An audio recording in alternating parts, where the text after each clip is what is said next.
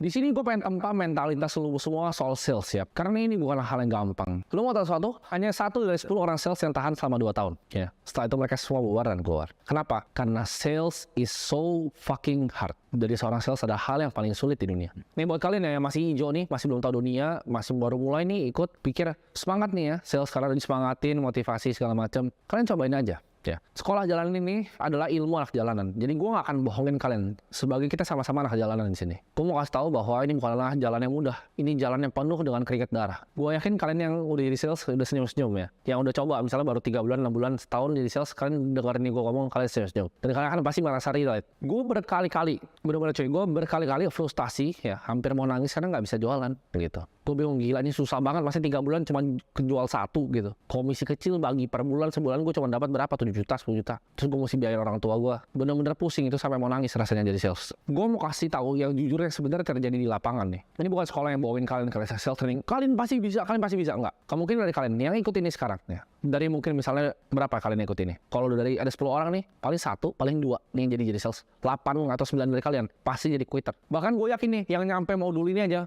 bisa dihitung tuh. Paling sisa dari 10 ini tadi, yang nyampe modul ini paling cuma 7 paling 8%, percaya nggak kalian? Yang 2-nya itu udah nggak dengerin gue lagi, udah ngelantur kemana, main handphone, pause dulu santai-santai, udah hilang orangnya. Sales itu adalah tombak dari perusahaan ya, hal terpenting dari sebuah perusahaan. Itu nggak pernah bisa dilakukan. Kita contoh pakai Apple. Salesnya adalah Steve Jobs, engineer-nya Steve Wozniak, tim B-nya Apple dibuang akhirnya, diganti orang lain. Bisa diganti nggak Steve Wozniak? Bisa. Steve Jobs bisa diganti nggak? Enggak. Dia mainin orkestranya. Semua yang lain itu ibarat cuma mainin biola. Kita sales adalah ujung tombak perusahaan. Kalian mungkin yang pernah kerja di kantoran, kalian tahu persis orang sales, apalagi top sales, apalagi leader salesnya itu di-treat beda sama bos kalian. Maksudnya apa? Coba deh, top leadernya ini datang kantor telat, mungkin dimarahin nggak sih sama bos kalian? Jawabannya nggak mungkin. Kalau gue nih punya sales yang jago banget nih, jualannya mungkin sama kayak gue atau lebih, dia mau angkat kaki kayak di kantor gue, bodo amat. Kenapa? Karena dia bering money-in. Sales tuh bering money-in. Bisnis selama uang masuk, dia akan happy. Jadi sales itu akan 10 kali lebih berat dibandingkan kalian. Pikirin deh, lu bakal ditentang sama pasangan sendiri, lu bakal ditentang sama orang tua. Kalian yang pekerjaan nih mau nyambi jadi sales, bakal ditanya, lu ngapain sih jadi agen asuransi? Aduh, lu mungkin dijauhin sama teman-teman lu. Jadi agen properti lu dijauhin sama teman-teman lu. Lu ngomongin apa sih? Lu ngomongin properti terus gitu. Gak bisa apa kita nongkrong aja gitu. Itu yang harus dilakukan nih. Wow, kalian lihat ya, semangat ada yang bisa 1 M asuransi. Kalian kira gampang 1 miliar dari asuransi? Kalian kira mereka itu orangnya awal-awal gak dijauhin sama teman-temannya? Gue kasih tau ya, di saat gue awal jadi sales, lu gak ada yang mau dah temenan sama gue dulu. Kecuali teman-teman gue yang dari SD ya. Tapi dulu banyak teman-teman gak jauhin gue. Ini orang saya ingin properti, dikit-dikit nanyain apa emaknya bisa properti atau emaknya mau properti atau apa. Gue telan aja tapi ya. Karena kita butuh emang untuk tutup ya kedua kuping kita. Karena tangan kita dikasih 2 nih sama Tuhan mungkin untuk tutup kuping gitu kalau kita jadi seorang sales. Karena itu gak akan gampang di saat kalian mulai sales. Gak usah ini deh, kita akan nanti kalian lompat di modul selanjutnya. Kalian bisa lompat ke content creating. Di content creating juga kalian bakal dihina banyak orang gitu. Kalian bakal ntar dicemooh. Kalian baru bikin konten pertama dibilang, ah lu so artis lu. Biasa. Tapi nanti 3 tahun lagi, 5 tahun lagi, 10 tahun lagi kalian sales nih ya. Kalian udah jadi wah top agent dah gitu. Agent property udah jadi top atau top agent insurance. Lu liatin mereka semua kan datang untuk jilat lu semua.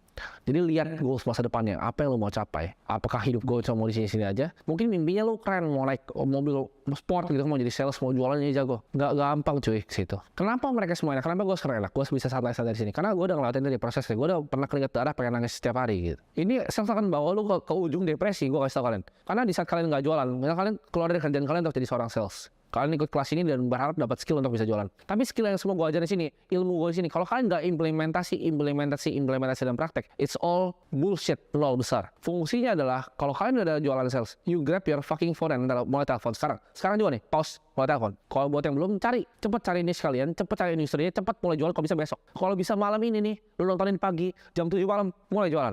Oh tapi nggak ada license ya, ambil license properti kalian. Ya bisa kok jualan nggak pakai license. Coba jualan dulu, apapun. Punya produk nih. Kalian misalnya udah order nih, mau bikin baju fashion, kalian udah punya 12 piece gitu. Mau jualan langsung, ya. Cari teman kalian di telepon sales. Gitu. Cari inbound, bikin konten. Cari direct marketing, cari direct sales, ya. Kalau bisa dari kerabat-kerabat terdekat. Ketok ke tetangga sebelah. Selamat siang tante. Skill itu, ya. Pertama kali jualan, lu bakal nggak tahu lah. Style lu bakal namanya style acak adul amburadul. Bahkan bukan si agresif, acak adul amburadul. Lu pertama jualan, lu bakal ditolak, gitu. Mungkin lu yang takut ketemu orang nih, ditolak tuh. Gemeter, gitu. Mata lu kedip gitu kan, ada kayak gitu tuh. Sampai ntar ada customer kalian ini yang mata lu kenapa gitu. Kalian udah pikirin udah mimpi, yes, udah mau mimpi nih, yes, ya kan. Akhirnya ya, gua kejual 1 rumah, telepon. sorry ya bini gue nggak boleh, mampus lu, nggak bisa tidur lo. Udah mimpi-mimpi mau bawa orang tua gue makan nih, closing nih 2 juta, nggak jadi. Oh closing nih mobil ini 6 juta, 6,5 juta nih main komisi gue nih, diambil KPR lagi, nggak jadi. Ya, it's not easy being a fucking sales. Apalagi kalian sales kartu kredit ya di mall, coba bagiin tol, orangnya nggak pak.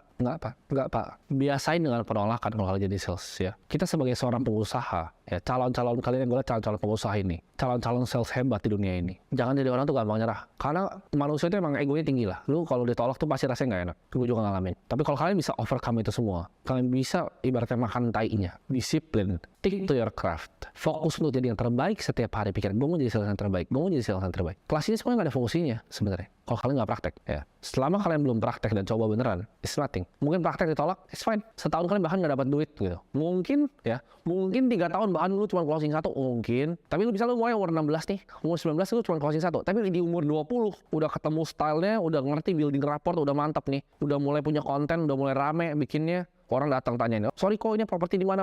21, bam, closing terus. Jadi lu bayar harganya dulu 3 tahun di depan. Sama, gue juga bayar dulu. Kira gue bisa investasi bisa langsung kayak gini. Gue bisa jualan kayak gini. Ya, storytelling gue ngerti kayak tadi. Enggak, gue makan dulu dari SD. Gue jualan buku sulap, gue kasih tau lo. Ya, gue selalu cerita di media itu dari SMP biar kelihatannya logical. Sebenarnya enggak. Gue tuh jualan dari zaman SD ya. Buat makan mie kremes tuh gue jualan buku sulap di sekolah. Dari SD gue udah jualan. Itu skill atau craft yang gue hone udah panjang hidup gue. Nggak tiba-tiba gue bisa jadi master storyteller ya. Gue bisa pitch sini, bisa brokerin deal kalau sini, enggak. Awal tolak. Tapi waktu itu loh, gue pay the ignorance debt namanya ya. Begitu kalian udah kelar dari itu, ntar orang bakal katakan gila ini orang bisa jalan rumah kayak gitu. Percayalah. Mereka nggak tahu dulunya kalian waduh pusing ya. Ingat betul ya, kalau Ryan Serhan bisa jualan kayak gitu, gue juga bisa bikin yang kayak gitu di Indonesia. Selalu ingat itu. Orang lain bisa bikin, gue bisa bikin. Kalau lu ketemu gue ya, in person, lo kan tahu gue tuh berdarah juga sama kayak kalian ya. Sama-sama kan nasi. Orangnya sama, persis sama. Bedanya apa? Drive gue, ambisi gue, kemauan gue untuk berubah. Karena waktu itu, gue mungkin beda kondisi dari sebagian kalian ya. Nyokap gue waktu sakit, jadi gue antara gue jualan apa pusing gue